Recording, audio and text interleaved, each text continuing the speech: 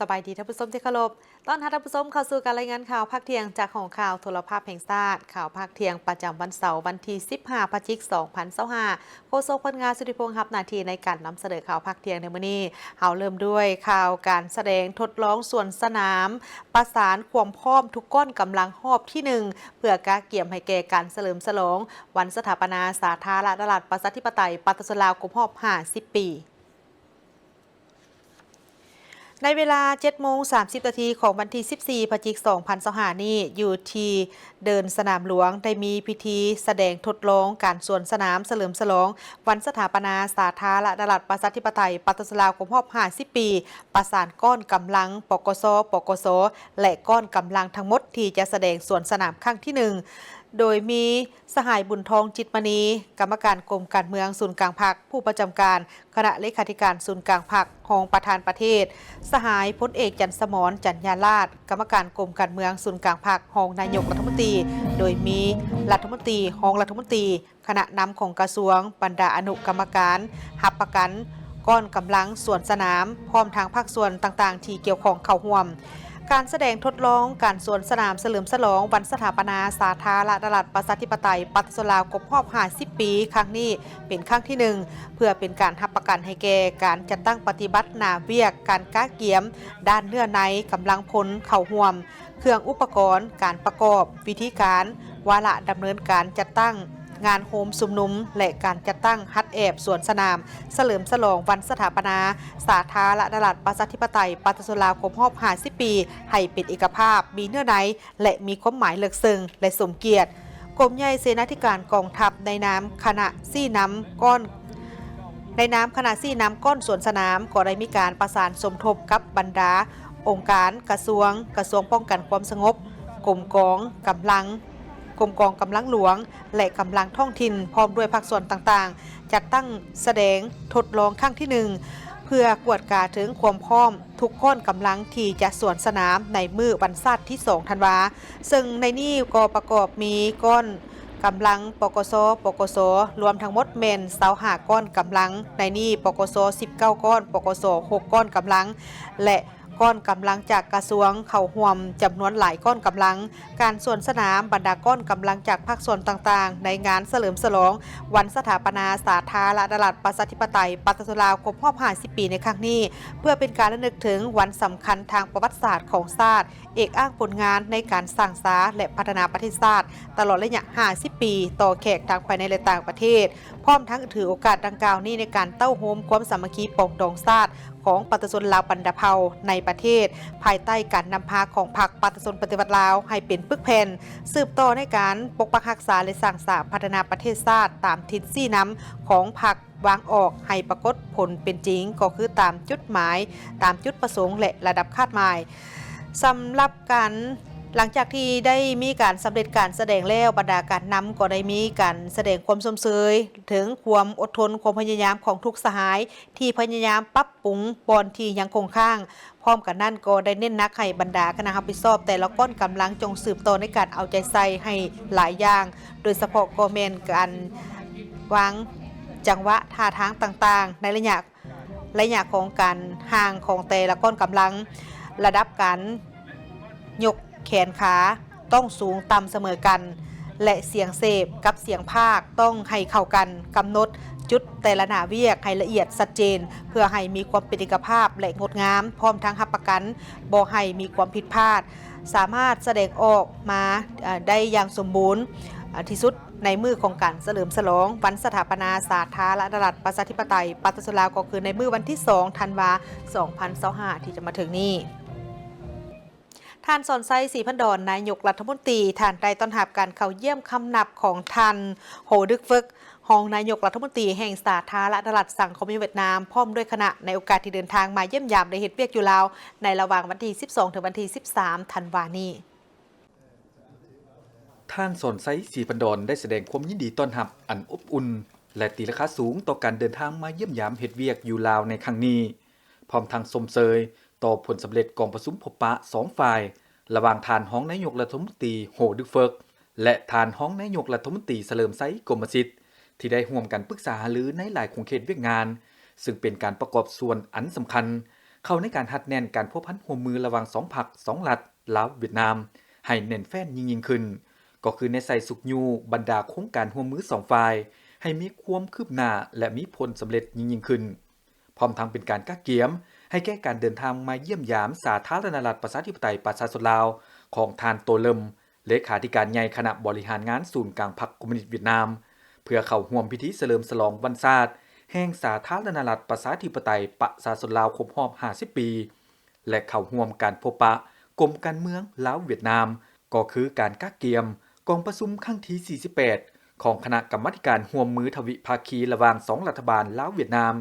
ที่จะจัดขึ้นอยู่ลาวในท้ายปี 2025 สองฝ่ายยังตีราคาการพัวพันร่วมมือระหว่าง2ประเทศในระยะผ่านมาก็คือแผนการร่วมมือในต่อหน้า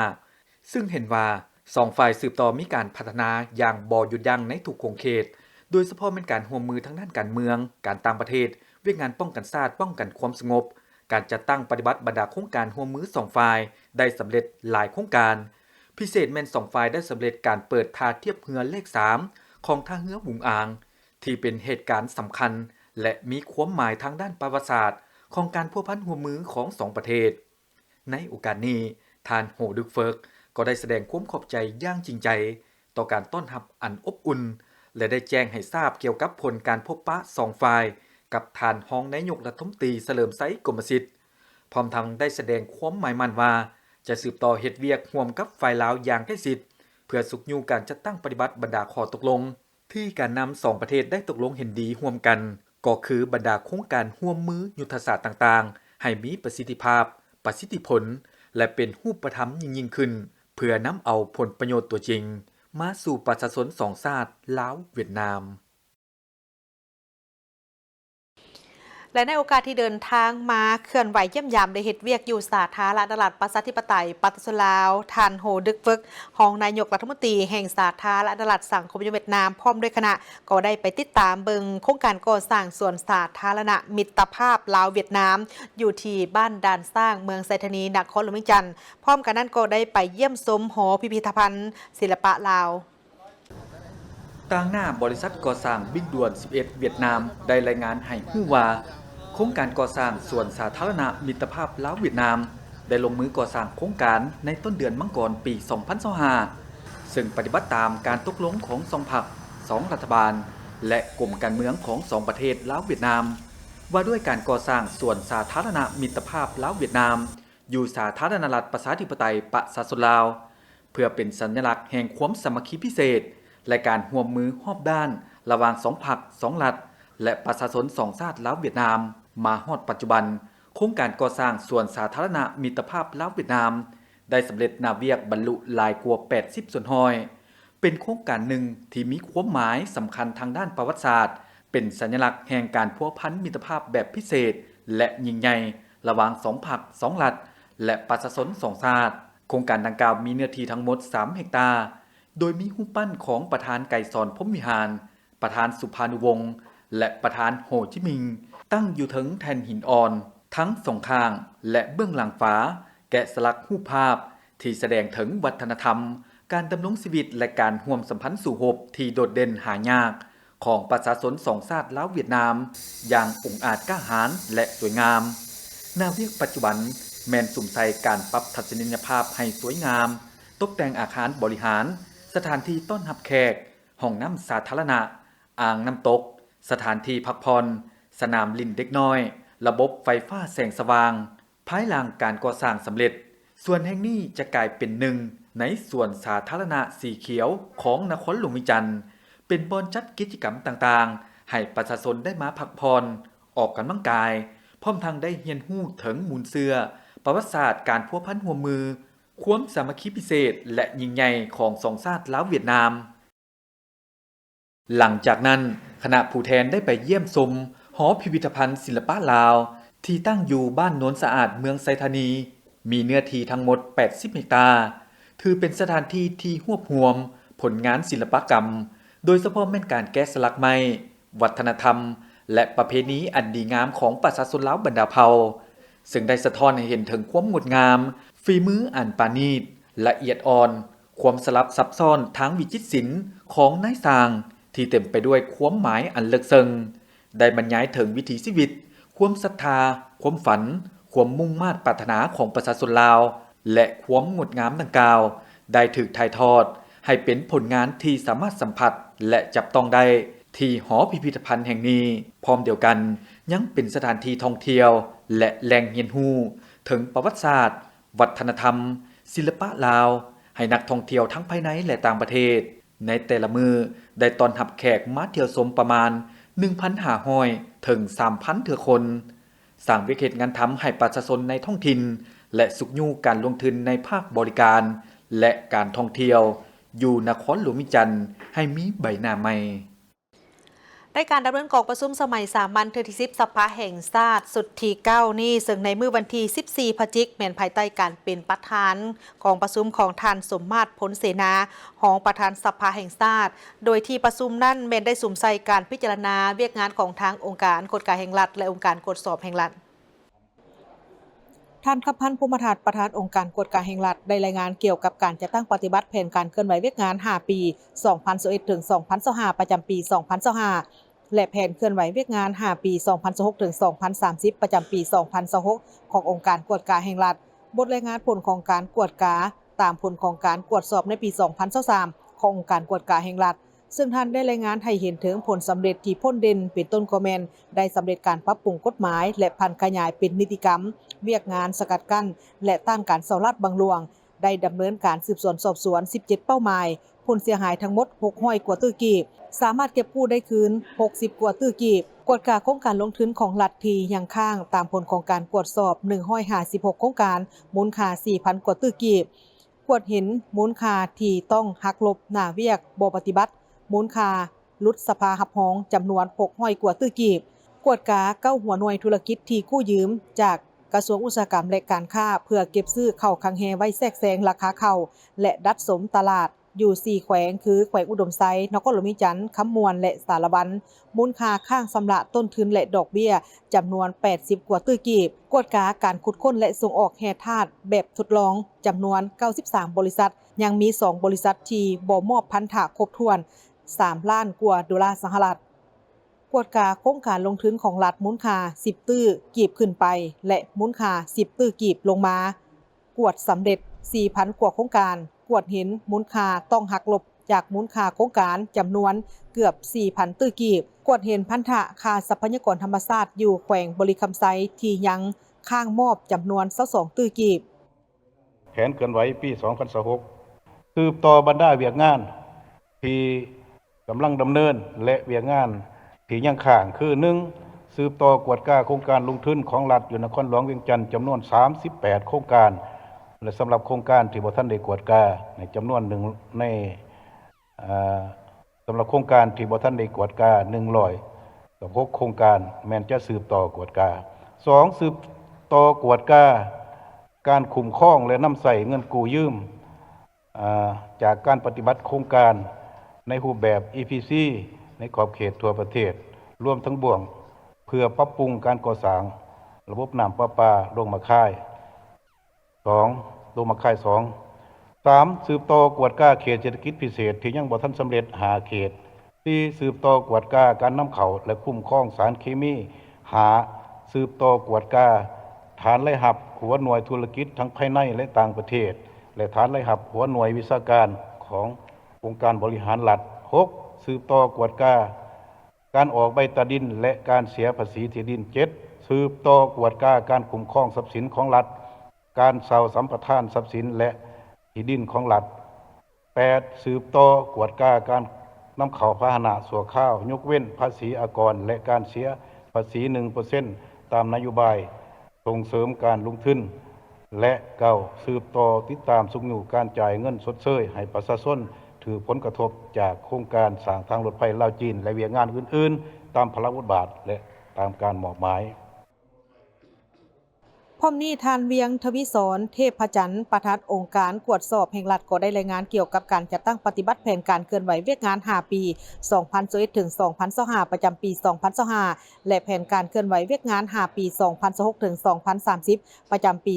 2026ขององค์การกวดสอบแห่งรัฐ บทรายงานผลของการตรวจสอบบทสรุปค่าตัวการจัดตั้งปฏิบัติแผนงบประมาณแห่งรัฐประจำปี 2024 ขององค์การตรวจสอบแห่งรัฐผลสำเร็จที่พ้นเด่นแม่นได้สำเร็จการปรับปรุงกฎหมายว่าด้วยการตรวจสอบแห่งรัฐสำเร็จปรับปรุงกงจักการจัดตั้ง5 ปีผ่านมาตรวจสอบได้6ห้อยเป้าหมายเท่ากับห้อยส่วนห้อยของแผนการและสามารถเก็บกู้เงินจากหัวหน่วยงบประมาณอยู่ศูนย์กลางและท้องถิ่นวิสาหกิจรัฐลงทุนเข้างบประมาณแห่งรัฐจำนวน 5,000 กว่าตื้อกีบเฉพาะผลของการตรวจสอบสรุปค่าตัวการจัดตั้งปฏิบัติแผนงบประมาณแห่งรัฐประจำปี